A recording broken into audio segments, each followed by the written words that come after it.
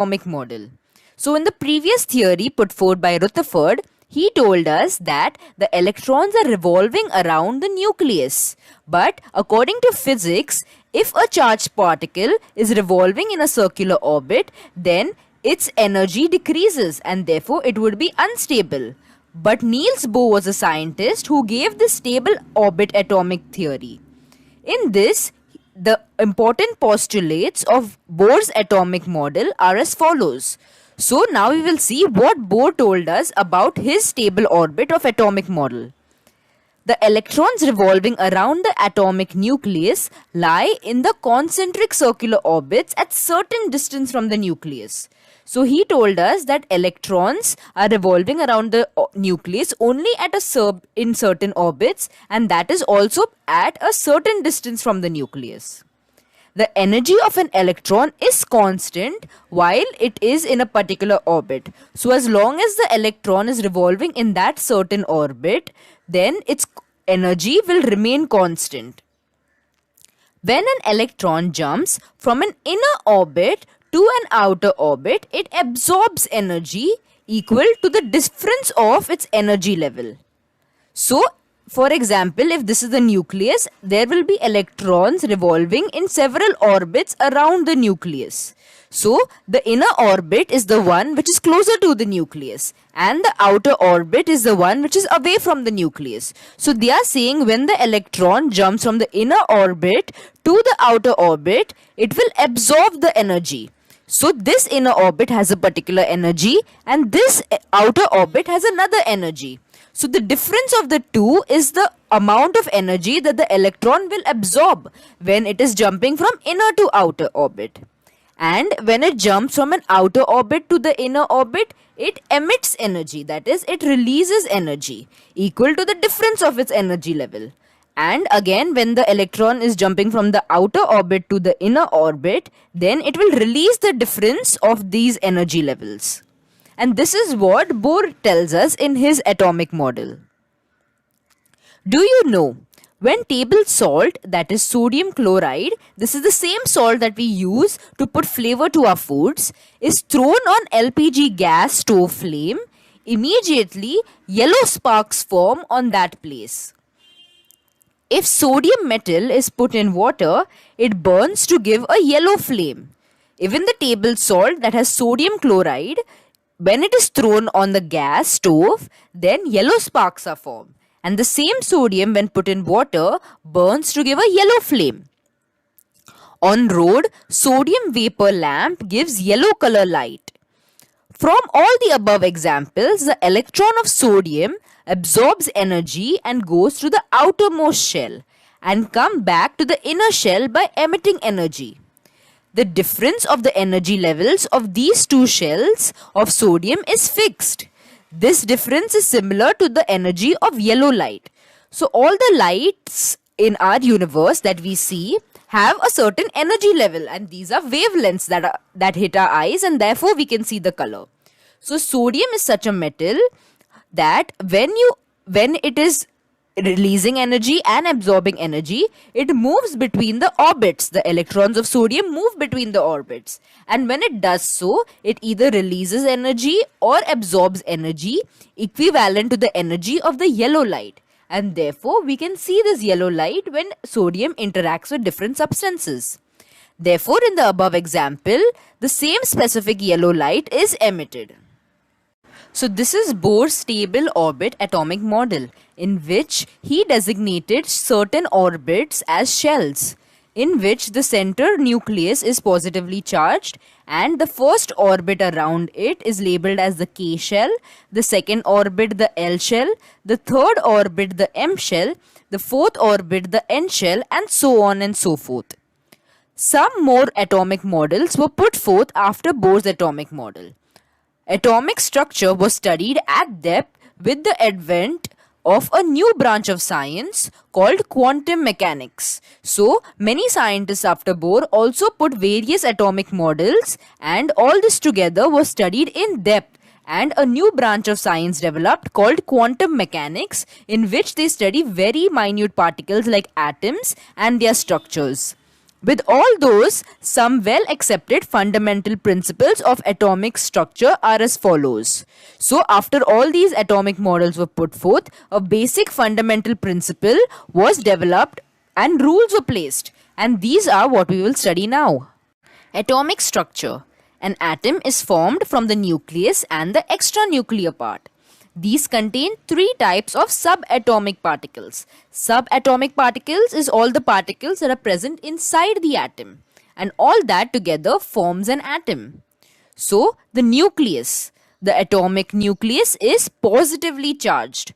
Almost the entire mass of the atom is concentrated in the nucleus, and this was proved to us by Rutherford scattering model. The nucleus contains two types of subatomic particles together called the nucleons. So the nucleus contains two types of subatomic particles and that together is called nucleons. The protons and neutrons are the two types of nucleons. So the protons are positively charged and the neutrons have a neutral charge. So therefore, the positive and the neutral form together the positively charged nucleus that is present in the center of the atom. Let's see what is the proton. It is denoted by the small letter P. Proton is positively charged subatomic particle in the atomic nucleus.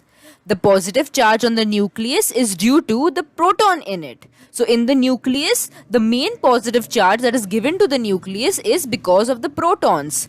Because the neutrons have a neutral charge, that is, they are not positive or negative. A proton is represented by the symbol small p. Each proton carries a positive charge of +1 electron. So, the amount of charge that is present in the electron is same as that is present in one proton. But only difference is that the sign of the charge. A proton is positively charged whereas an electron is a negative charge. 1 electron is equal to 1.6 into 10 raised to minus 19 coulomb. And this is the charge that is present in 1 electron or 1 proton. When total positive charge on the nucleus is expressed in the unit of E, its magnitude is equal to the number of protons in the nucleus. So when you usually tell the charge that is present in an atom, you denote it by the number of electrons present in it. But that will also be equal to the number of protons present in it because the number of electrons and the number of protons are equal in an atom. The number of protons in the nucleus of an atom is the atomic number of that element and is denoted by the Z mass of one proton, which is equal to approximately 1 nu, that is 1 Dalton. 1 nu is equal to 1.6 into 10 raised to minus 27 gram. So it is very light, and because it is very small. The mass of one hydrogen atom is approximately 1 nu. So what does this tell us? That the mass of one hydrogen atom is approximately 1 nu. Because we know that 1 nu is the atomic number. Because atomic number is the number of protons in the nucleus of the atom. So the number of protons that are present will tell us the atomic number. And this is very important in finding out which atom we are dealing with. So, hydrogen has just one proton in its nucleus. Therefore, its mass would be equal to 1 nu, which is equal to 1 proton. Now, let's study about neutrons. Neutron is an electrically neutral subatomic particle and is denoted by the symbol small n. So, the neutron is electrically neutral. That is, it doesn't have a positive charge, nor does it have a negative charge. The number of neutron in the nucleus is denoted by the symbol of capital N. Atomic nuclei of all the elements except hydrogen with the atomic mass of 1 nu contain neutrons. So this sentence is telling us that almost all the elements that are present in the universe have neutrons except hydrogen, which does not contain any neutrons because it has only 1 nu atomic mass. That tells us that it only contains 1 proton and no neutrons. The mass of a neutron is approximately 1 nu. which is almost equal to that of a proton. So there is a very, very slight difference in the masses of a neutron and proton. And therefore, we take both their masses as equal for calculation, and that is 1 nu.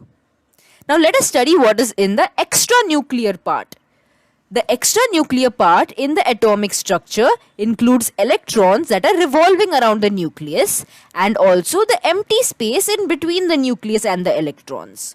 So, the nucleus contains the positively charged protons and the electrically neutral neutrons. But what is in the extranuclear part is the electrons that are revolving around it, and of course the empty space that are present between the electrons and the nucleus.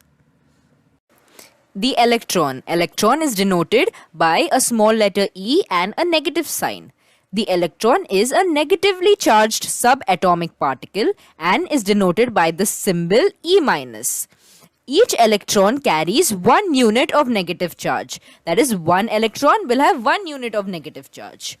Mass of an electron is 1800 times less than that of an hydrogen atom. So, hydrogen atom had 1 U mass, which was equal to 1 proton mass, and the electron has 1800 times less mass than that. So, therefore, we know that the electron is 1800 times less heavier as compared to a proton. Therefore, the mass of an electron can be treated as negligible, means it can be treated as something which has no mass, because the mass of an electron is very, very, very small.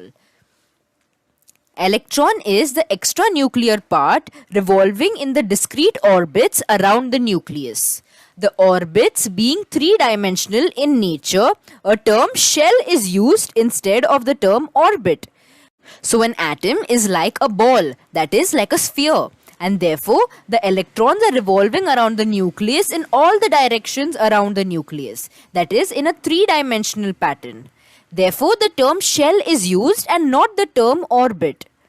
The energy of an electron is determined by the shell in which it is present. So Niels Bohr was the scientist who gave us the different types of shells. So for example, the K shell, L shell, M shell, etc.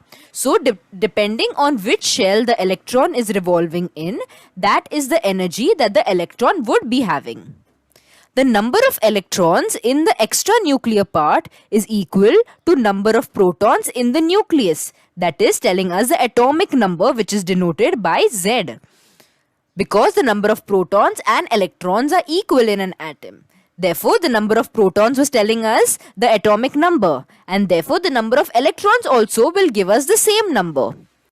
Therefore, electrical charges are balanced and the atom is electrically neutral, because the protons have a positive charge and the electrons have a negative charge, and number of protons is equal to number of electrons. Therefore, the charges cancel each other out and the atom as a whole is electrically neutral. Use your brain power. How many types of subatomic particles are found in an atom? So we learned this earlier also, that there are 3 types of subatomic particles: the electron, the proton and the neutrons. Which subatomic particles are electrically charged? Only the protons and electrons are electrically charged, because the protons have a positive charge and the electrons have a negative charge. But the neutrons have no charge, therefore they are electrically neutral. Which subatomic particles are present in the nucleus? Protons and neutrons are present in the nucleus. Where are electrons revolving around the nucleus placed? So different electrons are placed in different shells around the nucleus. The mass of an electron being negligible, that is almost being zero, therefore the mass of an atom is mainly due to the protons and neutrons in its nucleus. Therefore, Rutherford had told us that most of the mass of the atom is present and concentrated in the nucleus, because it is determined by the protons and neutrons, and the electrons have negligible mass. The total number of protons and neutrons in an atom is the atomic mass number of an element. The mass number is denoted by the symbol A.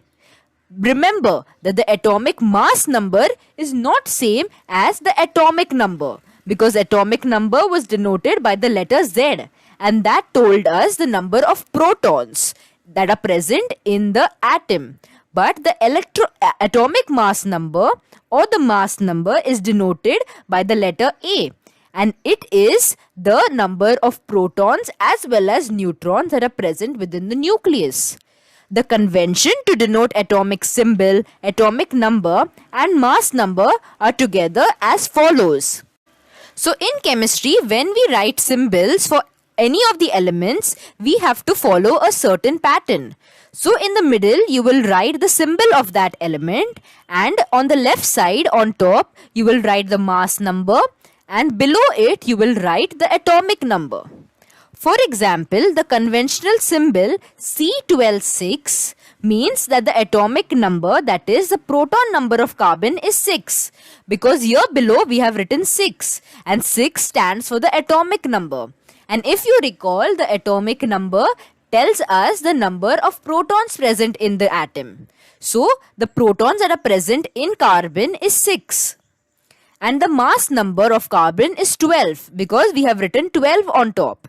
So 12 is the mass number, and the mass number is the number of protons and neutrons.